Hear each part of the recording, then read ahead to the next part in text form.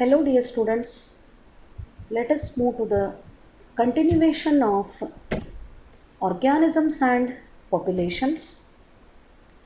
In the previous video, I explained about the population growth models, exponential growth and logistic growth. In comparison between these two, the logistic growth is more realistic growth with respect to the population growth. When unlimited resource is available in any geographical area, the organisms recognize or realize their innate ability to multiply and grow. As a result, the growth will continuously increase. But this kind of growth is not possible in the nature, so exponential growth is not so realistic. When growth is plotted by considering time and population density, the growth curve obtained is of J shape. The formula for exponential growth is dn by dt is equal to Rn, where R is the intrinsic value of intrinsic increase, which is represented by B minus T, number of birth rate and minus number of death rate. Another is logistic growth, which is in the form of a sigmoid curve, that is S shape, which is also known as Werost-Pearl logistic growth, and this is more realistic with respect to population growth. Initially, the curve shows a lag phase, very slow growth rate will be there, and suddenly we can see the acceleration, sudden increase in the growth, and there is deceleration followed by asymptote condition. ಎಷ್ಟು speed ಒಳಗೆ growth ಎಕ್ಸಿಲರೇಟ್ ಆಗಿರ್ತದೆ, ಆ speed ಉಳ್ಕೊಳ್ಳಲ್ಲ, sudden ಆಗಿ fall ಆಗ್ತದೆ. Then it becomes study, ಒಂದು straight line ಥರ ಅಲ್ಲಿ curve ಬರ್ಲಿಕ್ಕೆ ಸ್ಟಾರ್ಟ್ ಆಗ್ತದೆ. ಇದಕ್ಕೆ ಅಸಿಂಪ್ಟೋಟ್ ಅಂತ ಕರೀತಾರೆ. This kind of the growth is possible in the nature and it is dependent on carrying capacity of that particular geographical area. So today in this video I am going to explain some interesting facts. Actually it is very interesting bit of the chapter, and next part is more interesting than this one, and that part is most important for the examination. So life history variations. What is this? One image you can see elephant with its baby. Here fish with many offsprings. These are the eggs of birds, and this is germinated seed. What these images are indicating, ಅಥವಾ ಇವೇ ಇಮೇಜ್ಗಳನ್ನು ಯಾಕೆ select ಮಾಡಿಕೊಂಡೆ? So all the images are indicating towards only one process, that is reproduction.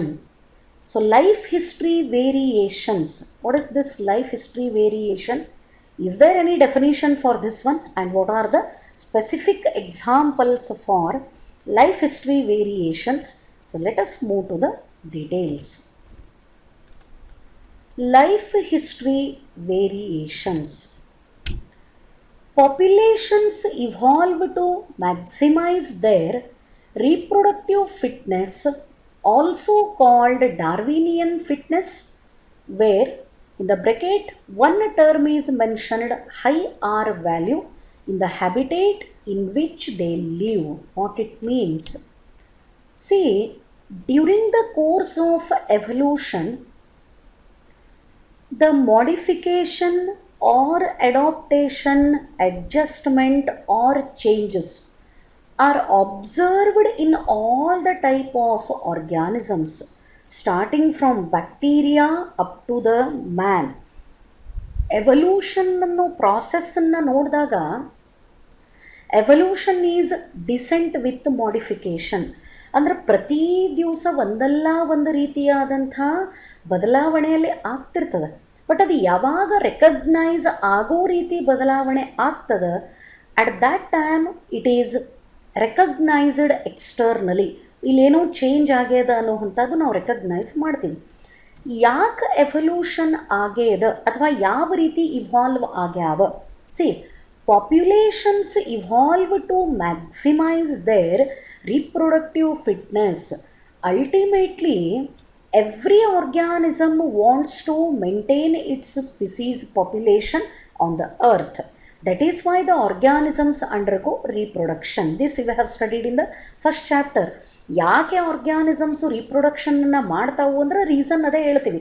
Because every organism wants to maintain its species on the earth, and reproduction is the only one process through which organisms can maintain their own species, their own kind of species on the earth.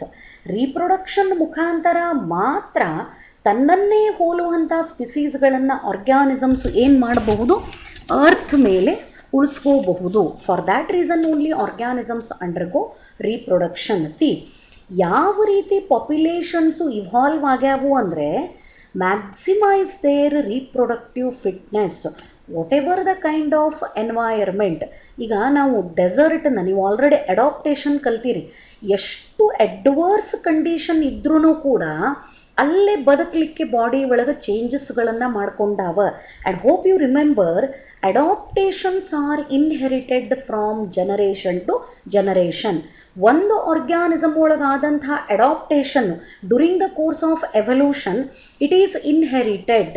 Long neck of giraffe ಇರಬಹುದು, disappearance of the limbs ಇರಬಹುದು, ಅಥವಾ camel which is able to survive in the desert, the cactus like plants which are growing in the dessert.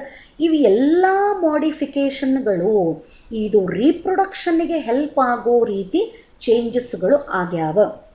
It is also called Darwinian fitness. Reproductive ಫಿಟ್ನೆಸ್ಸಿಗೆ ಏನಂತ ಕರೀತಾರೆ? Darwinian fitness ಅಂತ ಕರೀತಾರೆ. High R value where R stands for reproductive fitness. Organisms show the evolution in all respect. ಎಲ್ಲದ್ರೊಳಗೂ ನಾವು ಆರ್ಗ್ಯಾನಿಸಮ್ಗಳು evolve ಆಗಿದ್ದನ್ನು ನೋಡ್ತೀವಿ. But maximum evolution is observed in their reproductive fitness, which is also called Darwinian fitness in their habitat in which they live. ತಾವು ಬದುಕುತ್ತಿರೋ ಅಂಥ ಜಾಗದೊಳಗೇ ಯಾವ ರೀತಿ ಬದುಕಬೇಕು ಅನ್ನೋದರ ಜೊತೆಗೆ ರೀಪ್ರೊಡಕ್ಟಿವ್ ಫಿಟ್ನೆಸ್ಸನ್ನು ಮ್ಯಾಕ್ಸಿಮಮ್ ಇವಾಲ್ವ್ ಮಾಡಿಕೊಂಡಾವ.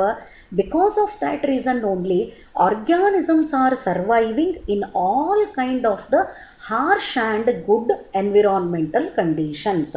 ಯಾವ ಎನ್ವಿರಾನ್ಮೆಂಟು ಸೂಟೇಬಲ್ ಇರ್ತದೆ, ನೋ ಪ್ರಾಬ್ಲಮ್ ಅಲ್ಲಂತೂ ಬದುಕ್ತವ. ಹಾರ್ಶ್ ಇದ್ದ ಕಡೆಗೆ, ಈಗ ಪೋಲಾರ್ ಬಿಯರ್ ಫುಲ್ ಐಸ್ ಇರೋ ಕಡೆಗೆ ಬದುಕ್ತದೆ. Is it not reproducing? Of course it is reproducing. That is why its species are still present on the earth. ಇನ್ನೂ ಒಂದು ಎಕ್ಸಾಂಪಲ್ ತೊಗೊಂಡ್ವಿ, ನೀವು ಪೆಂಗ್ವಿನ್ನನ್ನು ತಗೋರಿ ಅಥವಾ ಫಿಶ್ಗಳನ್ನು ತಗೋರಿ. ಯಾವುದೋ ಈ ಐಸ್ ಆಗೋ ಅಂಥ ಕಡೆಗೆ ಬದುಕ್ತವೆ, ಅವು ಕೂಡ ರೀಪ್ರೊಡಕ್ಷನನ್ನು ಮಾಡ್ತವೆ. ಅಷ್ಟು ಎನ್ವಿರಾನ್ಮೆಂಟಲ್ ಕಂಡೀಷನ್ಸು ಹಾರ್ಶ್ ಇದ್ರೂ ಕೂಡ the species is maintained on the earth. How it is possible? Only because of maximum evolution in their reproductive fitness. And in this particular part of the chapter, so many examples you will come to know about the reproductive fitness of different organisms. ಈ reproductive fitness ಅನ್ನೋದಕ್ಕೆ ಇನ್ನೊಂದು term ಏನಂತ ಕರೀತದ? Darwinian fitness ಅಂತ ಕರೀತದ. Because this is explained by Darwin only. And Darwinian fitness ಅಂತ ಬಂದಾಗ ಅದು ಎದ್ರ ಬಗ್ಗೆ ಎಕ್ಸ್ಪ್ಲನೇಷನ್ ಕೊಡ್ತದ? Only about the reproductive fitness of any population. So moving to the next point. Yes, under a particular set of selection pressures, organisms evolve towards most efficient reproductive strategy. ನಾನು ಆಗಲೇ ಹೇಳಿದೆ ಅವಾಗಲೇ, under a particular set of selection pressure. See, predators attack ಮಾಡ್ತಿರ್ತಾವೆ, ಬೇಟೆ ಆಡ್ತಿರ್ತಾವೆ ಪ್ರಾಣಿಗಳನ್ನು. Environmental conditions harsh ಇರ್ತಾವೆ. ಇದು ಎಲ್ಲ ಹರ್ಡಲ್ಗಳನ್ನು ಅಂದರೆ ಪ್ರಾಬ್ಲಮ್ಗಳನ್ನು ಫೇಸ್ ಮಾಡಿ ಆರ್ಗ್ಯಾನಿಸಮ್ಸು ಯಾವ ರೀತಿ ಇವಾಲ್ವ್ ಆಗ್ಯಾವ ಅಂದ್ರೆ they have developed most efficient reproductive strategies irrespective of their body size, irrespective of their habitat, irrespective of their body organisation. ನಾನು ಇದನ್ನು ರೀಪ್ರೊಡಕ್ಷನ್ ಇನ್ ಆರ್ಗ್ಯಾನಿಸಮ್ಸ್ ಹೇಳಬೇಕಾದ್ರೆ ಒಂದು ಪಾಯಿಂಟ್ ಹೇಳಿದ್ದೆ. There is no relation between body size of the organism and the reproduction. See, bacteria, microscopic and minute, ಅದು ಎಷ್ಟು ಫಾಸ್ಟಾಗಿ reproduce ಮಾಡ್ಕೋತದೆ through the binary fission, even though it is asexual but it is method of reproduction. Elephant, biggest animal on the earth, but ಅದರದ್ದು ರೀಪ್ರೊಡಕ್ಷನ್ನು ಬಹಳ late ಇರ್ತದೆ. ಯಾಕಂದ್ರೆ ಅಷ್ಟು baby elephant ತಯಾರಾಗಬೇಕು ಅಂದರೆ ಮ್ಯಾಕ್ಸಿಮಮ್ ಡೇಸ್ ಆರ್ ರಿಕ್ವೈರ್ಡ್. ಯಾವುದೇ ರೀತಿಯಾದಂಥ ಪ್ರೆಷರ್ಗಳು ಇದ್ರೂ ಕೂಡ to survive in their original habitat, organisms have evolved or developed more efficient reproductive strategies so that they are comfortably undergoing reproduction and comfortably maintaining their species population on the earth. ಈ ಸೆಂಟೆನ್ಸಿಗೆ ಸಂಬಂಧಪಟ್ಟಂಗೆ ಕೆಲವು ಎಕ್ಸಾಂಪಲ್ಗಳನ್ನು ನೀವಿಲ್ಲಿ ನೋಡ್ತೀರಿ. ಆರ್ಗ್ಯಾನಿಸಮ್ಗಳು evolution ಆದಾಗ maximum ಯಾವುದ್ರೊಳಗೆ ಫಿಟ್ನೆಸ್ಸನ್ನು ಎಕ್ಸಿಬಿಟ್ ಮಾಡ್ಲಿಕ್ಕತ್ತಾವ in the reproduction. See, one example is here. Some organisms breed only once in their lifetime. See, ಅಂದ್ರೂ ಬದುಕಲಿಕ್ಕತ್ತಾವ. ಕೆಲವು ಆರ್ಗ್ಯಾನಿಸಮ್ಗಳು, what is the example given? Pacific salmon fish and bamboo. ಇವು ಎರಡನ್ನ ತೊಗೊಂಡ್ರೆ, this is animal and this is plant. ಇದು ನಿಮ್ಗೆ already familiar ಅದ. Bamboo produces the flowers once in its lifetime. Already this you have studied. ಇನ್ನೊಂದು ತಗೊಳ್ಳೋಣ, ನೀಲಾಕುರಂಜಿ, once in 12 years. ಹಂಗಂತ ಹೇಳಿ ಭೂಮಿ ಮೇಲಿಂದ ಏನಾರೇ ನೀಲಾಕುರಂಜಿ ಫುಲ್ ಡಿಸಪಿಯರ್ ಆಗ್ಯದ? ಇಲ್ಲ. ಬ್ಯಾಂಬೂ ಏನಾರೇ ಡಿಸಪಿಯರ್ ಆಗ್ಯದ? ಇಲ್ಲ. ಪ್ಯಾಸಿಫಿಕ್ ಸ್ಯಾಲ್ಮೋನ್ ಫಿಶ್ ಏನಾರೇ ಡಿಸಪಿಯರ್ ಆಗ್ಯದ? ಇಲ್ಲ. Even though these organisms undergo the reproduction only once in their lifetime. This is the image of Pacific salmon fish. This is bamboo tree and this is flower of bamboo. Reproductive fitness ಅನ್ನೋದು it is not same in all type of the organisms. ಎಲ್ಲ ಆರ್ಗ್ಯಾನಿಸಮ್ಸ್ಗಳು throughout all the seasons ರೀಪ್ರೊಡಕ್ಷನನ್ನು ಮಾಡಂಗಿಲ್ಲ. Some of them are seasonal breeders, some of them are continuous breeders. Irrespective of that reproductive fitness ಪ್ರತಿಯೊಂದು ಭೂಮಿ ಮೇಲೆ ಬದುಕಲಿಕ್ಕತ್ತದ. ಈ reproductive ಸ್ಟ್ರಾಟಜಿನ ಅವೇ ಆರ್ಗ್ಯಾನಿಸಮ್ಗಳು develop ಮಾಡ್ಕೊಂಡವ ಯಾವಾಗ? During the course of evolution. So in that, one reproductive strategy given is some organisms breed only once in their lifetime. Example, Pacific salmon fish under the group of animals, and another is bamboo. This is one. ಇವೆರಡು ಎಷ್ಟು ಸಾರಿ breed ಆಗ್ತವ lifetime ಒಳಗೆ? Only once in their lifetime. So next, some organisms breed many times during their life time.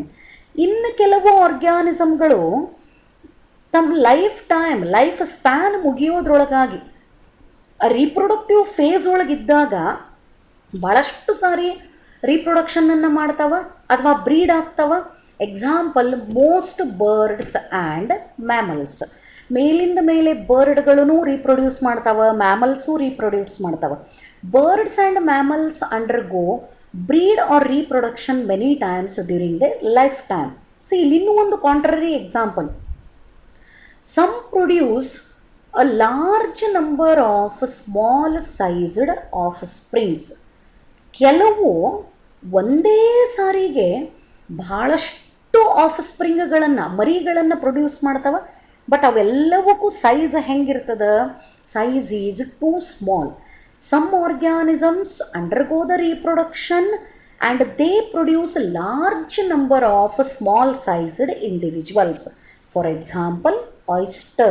ಈ ಕಪ್ಪೆ ಚಿಪ್ಪು ಅದರೊಳಗೆ ಮುತ್ತು ಬೆಳೀತದ, pearl oyster ಅಂತ ಕರೀತಾರೆ. ಇದು ಒಂದೇ ಸಾರಿಗೆ ಸಿಕ್ಕಾಪಟ್ಟೆ ಆಫ್ ಸ್ಪ್ರಿಂಗ್ಗಳನ್ನು ಹಾಕ್ತದ. And pelagic fishes, bottom of the water body ಒಳಗೆ ಏನು ಸರ್ವೈವ್ ಆಗ್ತಿರ್ತಾವಲ್ಲ, ಇವು ಗ್ರೂಪ್ ಒಳಗೆ ಹೋಗ್ತಿರ್ತಾವೆ ಸಾವಿರ ಫಿಶ್ಗಳು ಒಂದೇ ಸಾರಿಗೆ.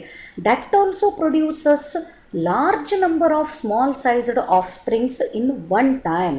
ನೋಡ್ರಿ ಎಷ್ಟು ಡಿಫ್ರೆನ್ಸ್ ಅದ. ಎಲ್ಲವೂ ಆರ್ಗ್ಯಾನಿಸಮ್ಗಳೇ. ಪ್ಯಾಸಿಫಿಕ್ ಸ್ಯಾಲ್ಮೋನ್ ಫಿಶ್ ಲೈಫ್ ಟೈಮ್ನಾಗ ಒಂದೇ ಸರಿ ಬ್ರೀಡ್ ಆಗ್ತದೆ. ಬರ್ಡ್ಸು ಮತ್ತು ಮ್ಯಾಮಲ್ಸು ಲೈಫ್ ಟೈಮ್ ಒಳಗೆ ಬಹಳಷ್ಟು ಸಾರಿ ಬ್ರೀಡಿಂಗನ್ನು ಮಾಡ್ತಾವೆ. ಆಯಿಸ್ಟರ್ ಆ್ಯಂಡ್ ಪೆಲಾಜಿಕ್ ಫಿಶ್ಗಳು ಒಂದೇ ಸಾರಿಗೆ ಭಾಳಷ್ಟು ಲಾರ್ಜ್ ನಂಬರ್ ಬಟ್ ಸೈಜ್ ಮಾತ್ರ ಸ್ಮಾಲ್ ಸೈಜ್ಡ್ ಇಂಡಿವಿಜುವಲ್ಗಳನ್ನು ರೀಪ್ರೊಡ್ಯೂಸ್ ಮಾಡ್ತಾವೆ.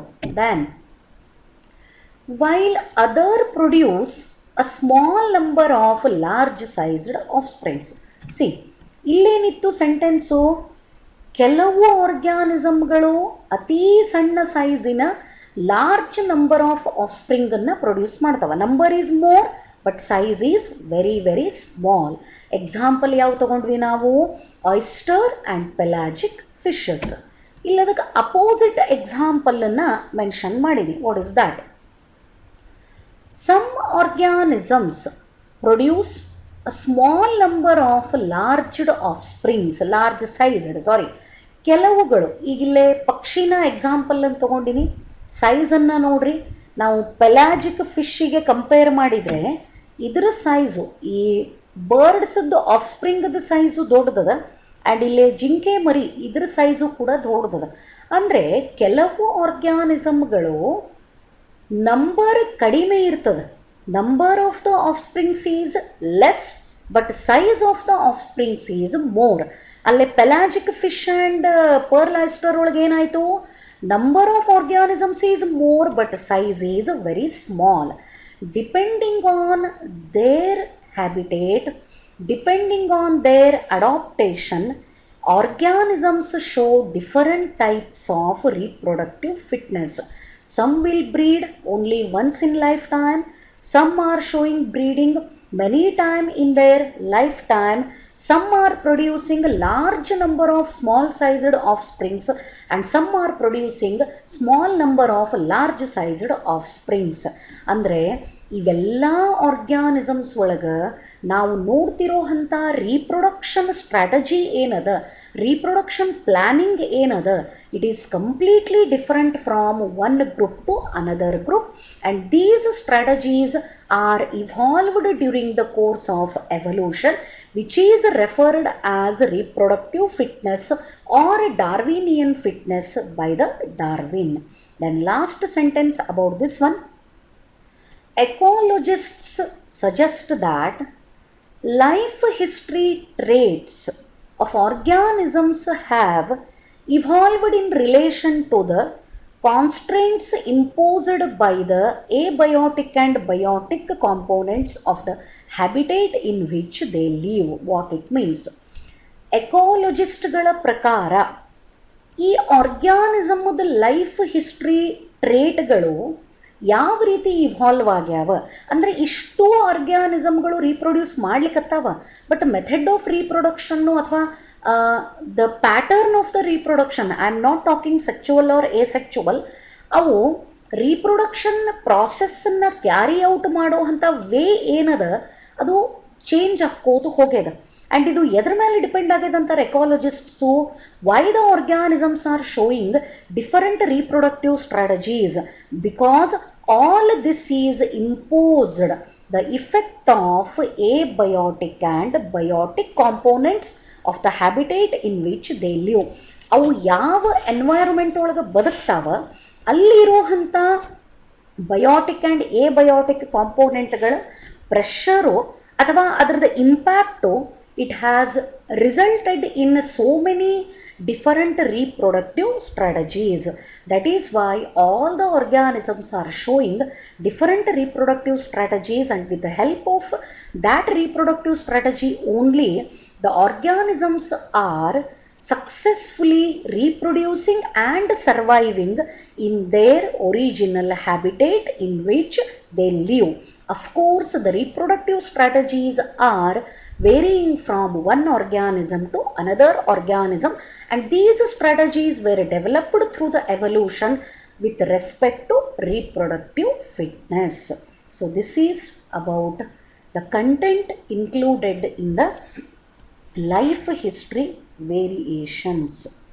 So in the tomorrow video I am going to start the most important, most ನಾನು ಎಷ್ಟು ಸಾರಿ ಮೋಸ್ಟ್ ಅಂದ್ರೂ ಕಡಿಮೆನೆ, ಅಷ್ಟು ಇಂಪಾರ್ಟೆಂಟ್ ಬಿಟ್ ಆಫ್ ದ ಚಾಪ್ಟರ್ನ ಎಕ್ಸ್ಪ್ಲೇನ್ ಮಾಡ್ತೀನಿ. It is about population interactions. Each and every word of population interaction is most important for the board exam as well as for competitive exams. Hope this explanation is clear for you. Thank you.